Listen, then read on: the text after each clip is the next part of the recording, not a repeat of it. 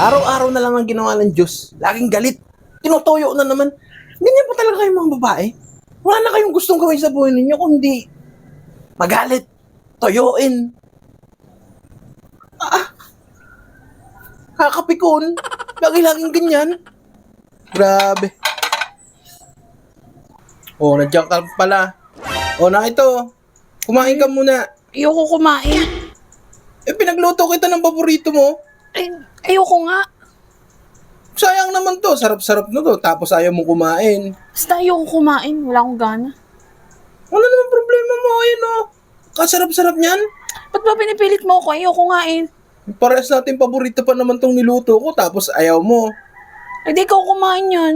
Ayaw mo talaga. Sayang naman to. Ayoko nga. O sige, ayaw mo eh. Sige, alis na lang ako. Uy, saglit. Ay, masarap to. Sarap na ito, be. Kain tayo. Okay naman talaga oh.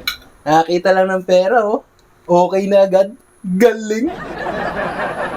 Sarap na ito. Sarap na luto mo talaga. Galing. Pagdating sa pera, galing talaga. Dali.